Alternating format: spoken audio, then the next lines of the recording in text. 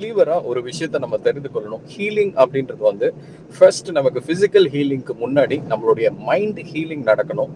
அது கம்ப்ளீட் ஆனதுக்கு அப்புறம் தான் அந்த மேனிஃபெஸ்டேஷன் நம்மளுடைய பிசிக்கல் பாடியில நடக்கும். It is a time taking process தான்.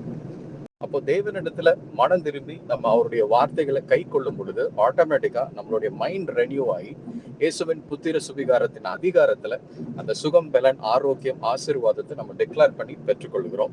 சுகத்தையும் நம்ம பெற்றுக்கொள்கிறோம். அந்த சுகத்தை பெற்றுக்கொண்ட பிறகு ஆண்டவர் சொல்கிற வார்த்தை, இனி நீ பாவம் செய்யாதே, இல்லைன்னா இதை விட மோசமான காரியங்கள் உனக்கு நிகழும் என்று. இதோடைய அர்த்தம் என்னன்னா, ஒன்ஸ் நம்ம ஆசீர்வாதம் சுகம் பலத்தை பெற்றுக்கொண்டாலும் கர்த்தருடைய வார்த்தையில நிலைத்திருந்து அதன்படி நடக்க வேண்டும். மீண்டும் பாவத்திற்கு இடம் கொடுக்காமல் தேவையில்லாத காரியங்களை நம்ம உலகபூர்வமான சிந்தனைக்குள்ள போய்கொள்ளாம தெய்வீக ஞானத்திலே நம்ம நடந்து நாமும் ஆசீர்வாதமாக அநேகருக்கு ஆசீர்வாதமாக மாறும்படியான கிருபை நம்ம தொடர்ந்து நடக்கணும். ஒருவேளை ஆண்டவரை விட்டு விலகும் பொழுது ஆட்டோமேட்டிக்கா அந்த டிவைன் ப்ரொடெக்ஷன் நம்ம விட்டு விலகிறதுனால there is always chance for a second attack. அப்போ மீண்டும் ஒரு வியாதியோ ஒரு பிரச்சனையோ நம்ம சிக்கிக்கொள்றதுக்கான வாய்ப்புகள் மிகவும் அதிகமா இருக்கு. அதனால முடிவு பரியந்தம் வரை யார் நிலை நிற்கிறானோ அவனே ரட்சிக்கப்படுகிறான். அப்போ தேவனுடைய ஆசீர்வாதங்களை நம்ம கீழ்ப்படியாமை நிமித்தமாக சுதந்திரிக்க முடியவே முடியாது.